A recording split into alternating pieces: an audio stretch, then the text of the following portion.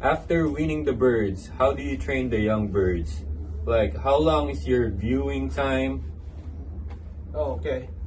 So you wean the birds, wean them at 24 to 28 days, right? As young as you can. As soon as the feathers are filled, they're eating and they're healthy. They've been vaccinated. Put them in the loft, young bird loft. There, make sure that they're eating, they're drinking water, and you know the sign when they're not drinking. Eyes are closing. You can see that they're not eating or they're not drinking. So that's the time when you want to pay more attention to that. And also that's the sign of how smart this bird is, okay? I didn't know that, guys. When I didn't know that. when every birds are eating and drinking and this bird is not, then you can tell this bird how smart this bird is. So pay attention to that bird and pay attention to how this bird performs in training and trapping and all that, because it could be the bird that you're just wasting your time on. So just pay attention, observation. So, how long do you view your birds? Like, So once the birds are eating and drinking, all that time you're whistling. When you're feeding them, whistle. Whatever you do, shake the can with the feed. Whatever you do, flash the lights. Whatever you can train the birds to identify when it's feeding time. Okay, so once the birds know that, you put the birds in the trapping system, viewing, let's call it viewing, as young as possible.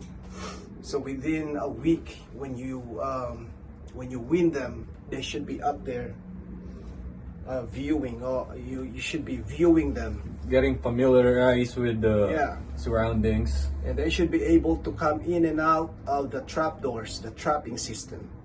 Your trap door should be open. This is how I train mine. The trap door is open, right? So they can go in and out. So the trap door and the base, what do you call that? Yung Landing board. The landing board should be part of your loft. So the birds should be able to come out, in and out from there. So once they know that, close the trap door. Close the whatever trap you're using, either Sputnik, you're using the wire, whatever you have, make sure the birds knows how to get in when you call them to feed. So once they know that, let's say a week, the birds, young birds are not gonna fly yet, okay? So don't worry about them flying. Let them out. Take out the viewing cage. Let them out. Let them walk around. Do that for a week, every day, whatever time you have. Make it work for you. Make the bird. You don't have a time. Yeah, I don't have a time. Make the birds work for you, whatever time you have. Don't slave yourself. Make it easier for you. The birds will learn. They will learn how you want it, not them, not how they want it. Okay, so you guys know that. All the veterans or all the flyers know that. Don't get stuck in time frame. Okay, there's no time frame. They will learn how to do that. Whatever you want to teach them, they should know. They should learn your way, not their way. Nice. So, when do you start training young birds?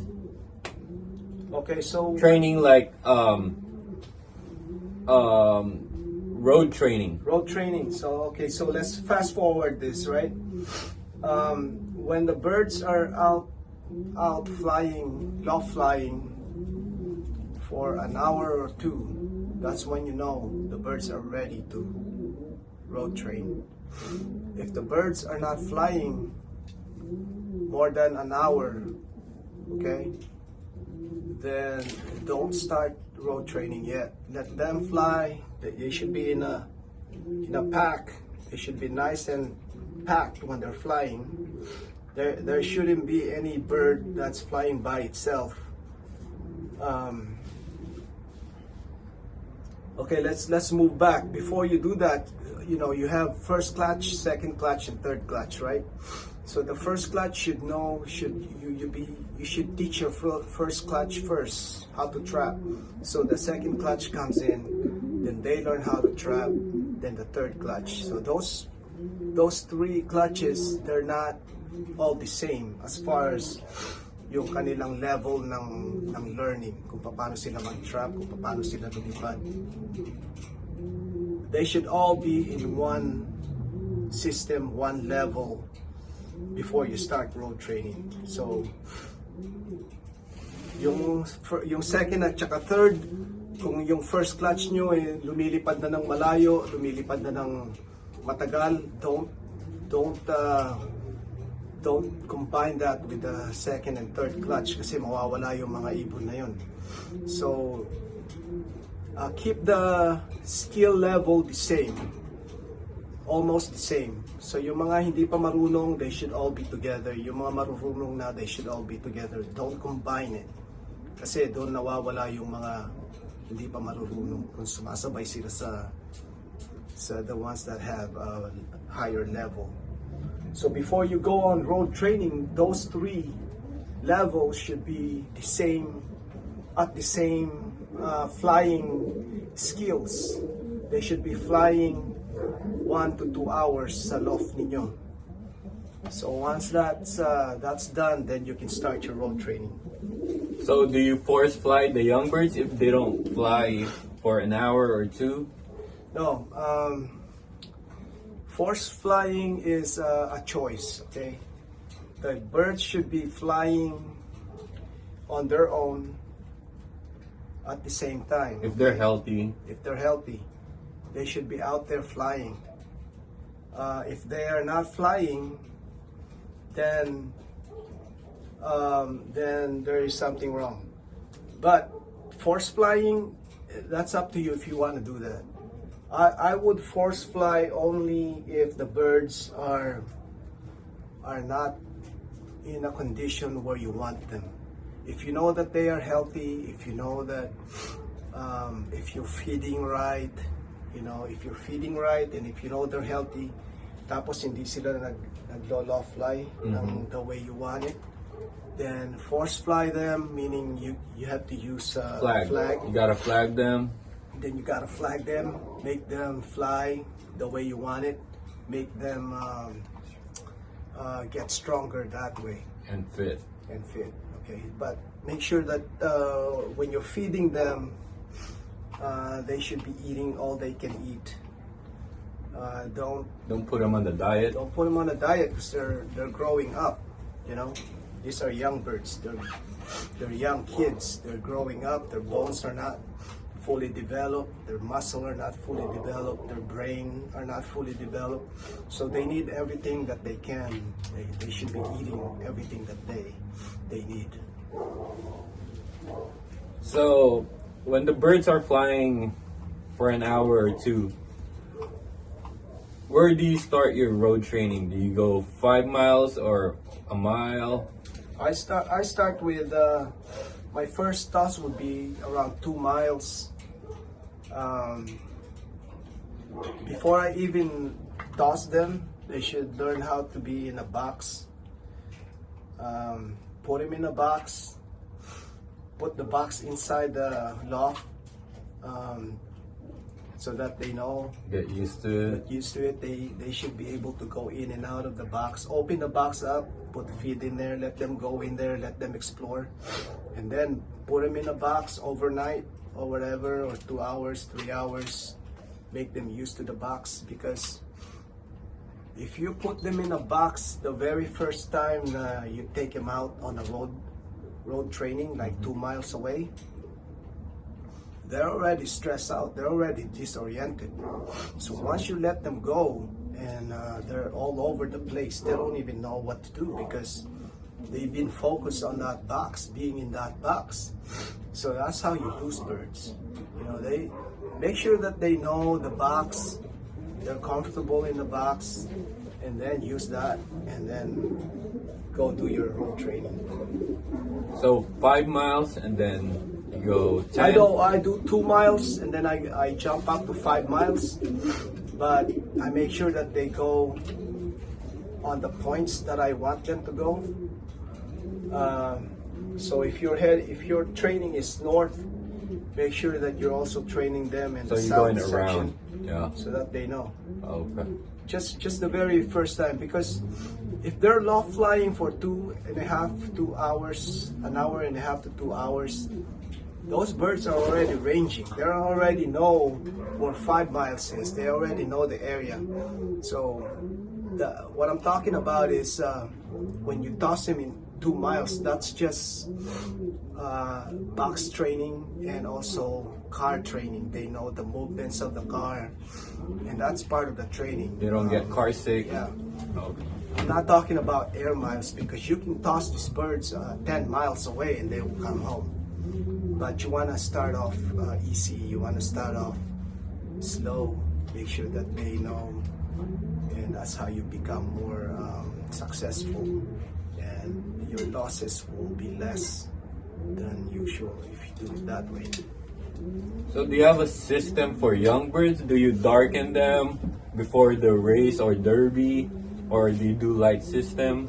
If you start your breeding in November, you don't have. I think I don't have to darken, because they will molt on their own, depending on when you start. Okay, if you start your breeding in February, then you can either start darkening or light system, because you only have so much time to get your birds ready. But since I'm starting in November, I don't even worry about darkening them, because they will molt on their own. It's natural molt, and I don't even worry about feathering at that time either, because by the time the race is here, they ready. You have their 10th flight malted out. So it depends on the month that you start breeding. If you start later, let's say February or March, then I suggest that you do either lighting or darkening, and then you have to pull feathers. Yeah. There you go. And he doesn't pull feathers because he breeds November. early.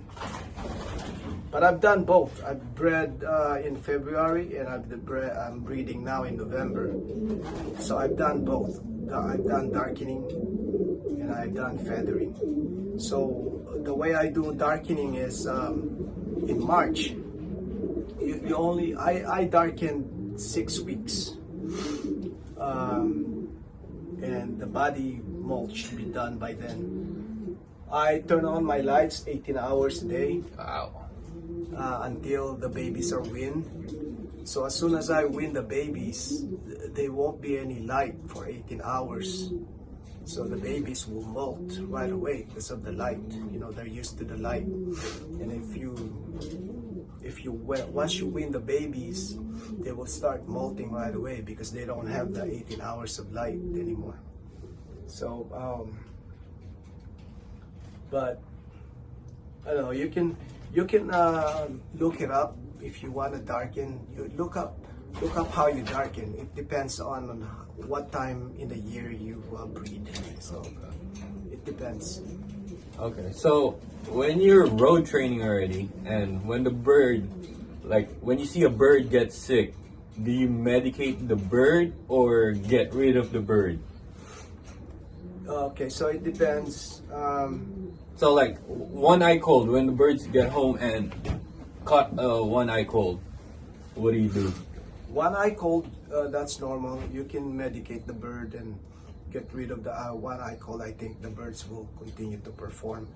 But in my experience, if a bird comes home with a cough and from a training toss, and that bird does not, you can see the signs. If that bird does not perform the way it was performing before, then that bird is no good anymore.